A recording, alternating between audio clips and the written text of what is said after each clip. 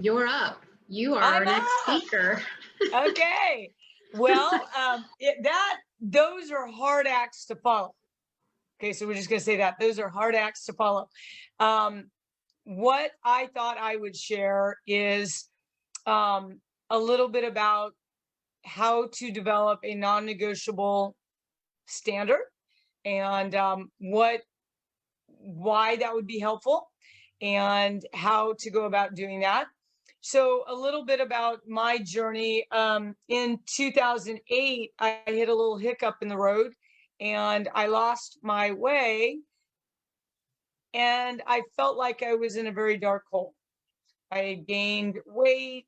My life had kind of been turned upside down. I wasn't able to go into the gym and see my people, and so it was a very dark moment, and I wasn't quite sure, if or how I was going to get it turned around.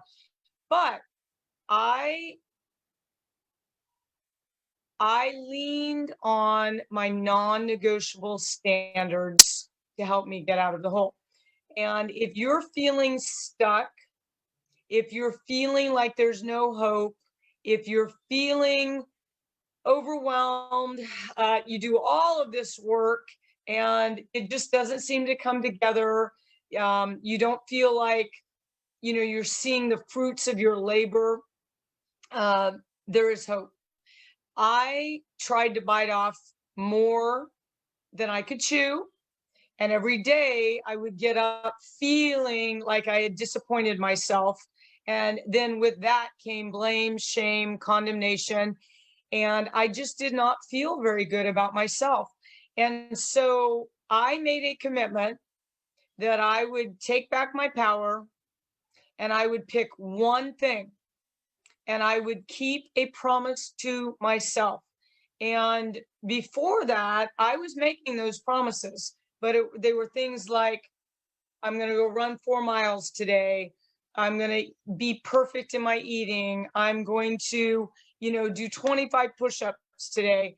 And the day I would get up and the day would get away from me. And I just, day after day, it was like a merry-go-round, I was seeing the same scenery every day. And so I decided that maybe what I was doing, I had my standards set too high, and I picked one thing, and it was 10 minutes on my rebounder every day. And when I could make that a habit for at least 7 days, and I knew that I was on the track and I could increase the level of, the standard. And so every day, as ridiculous as that sounds, I would pull out my rebounder and I would jump on my rebounder for 10 minutes a day. And I kept that promise to myself, no matter what was going on in my household, no matter what was going on, by the end of the day, before I went to bed, I got on the rebounder and I kept that promise to myself. Now, there wasn't a lot of, benefit from that. I'm a huge fan of rebounding. It's great for our lymph system, and I'm a huge believer, but it wasn't necessarily giving me my golden ticket to losing the weight I had gained and, giving me back my energy. But I realized that keeping that promise to myself was the key.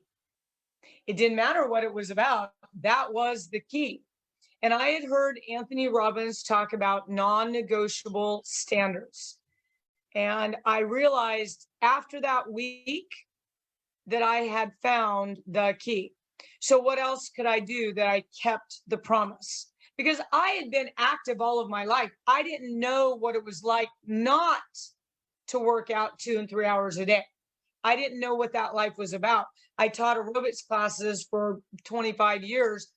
I was used to going in and doing that. So for me, keeping that promise to be on that rebounder seems so ridiculous.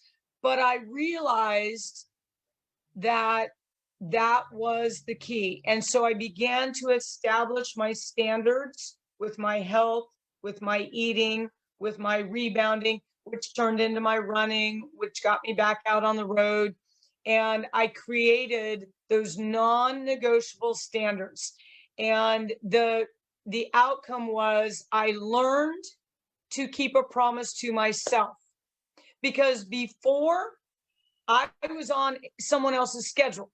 I was the aerobic teacher. I was the step teacher. I was the trainer. So I had a schedule of fitness and I would show up. And so not having that, I had real empathy now for the clients that I was going to get back into the, the ring, so to speak.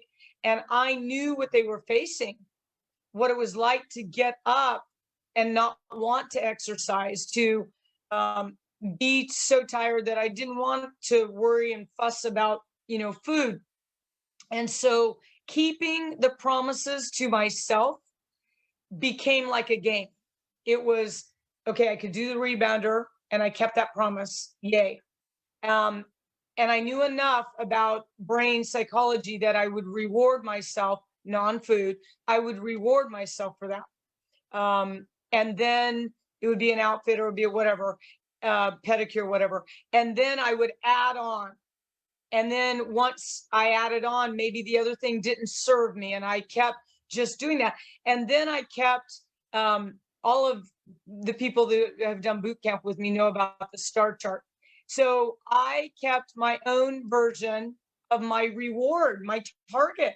And so I would write down what I had done. I would write down the little half a pound every week. And for 1 year, I kept a calendar. It wasn't fancy. It was pretty simple. And it was some scribblings on it, but it was my way of journaling through the process. And after the year, I had lost the 25 or 30 pounds. I was back out running. As a matter of fact, in 2012, I ran my PR race and crushed it. It was great. And then in 2016, I had a car accident that left me in a wheelchair 3 months, and I started over again. Now, it was devastating, but my recovery from that car accident was actually easier than the one that I made in 2008, because I had developed the muscle of keeping the promise to myself. So to all of you, that is my word of encouragement to you. Pick one thing that you can keep your promise to.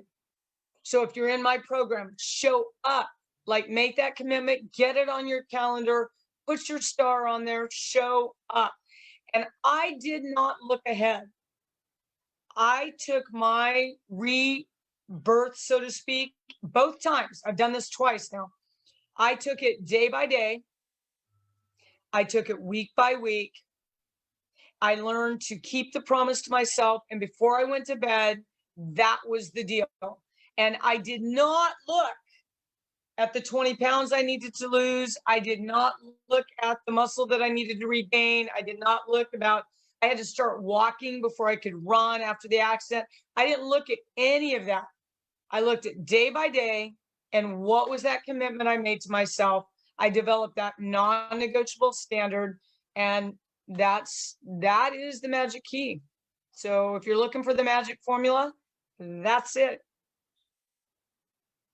Oh, yes. Okay. So thank you, Marie. Okay. The top photo, that is my wonderful son, Jordan, who is now 30. And there I am, getting ready, or no, it looks like I just finished teaching a step class. And then below is my beautiful, precious daughter. But you can see I have gained some weight. My shirts, never in my life could I boast that I had a shirt that was gaping because, I had too much, right? And there you can see and picture that second and third picture. Yeah, and I wasn't feeling very good about myself. Like, it was just all I could do to, to get up and get it going. And then here I am. And this is after I kept those promises to myself. And there you have it, folks, now and then. Thank you, Marie. So, moral of the story, no matter what obstacle you face, you can get out of the hole.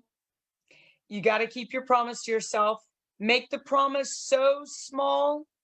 Make it so small that it's ridiculous, that it seems ridiculous. It might be just your shoes are there and you're out for a 10-minute walk. And if you'll keep that, your brain will begin to develop the idea. Like Greg said, it all starts in the mind. Your brain will develop the idea that you are a girl that keeps her promises. And then it will not, it's very unforgiving when you break that promise if you've established that as a non-negotiable standard. So there it is. Well, we Good job. have completed our first Healthy Life Summit.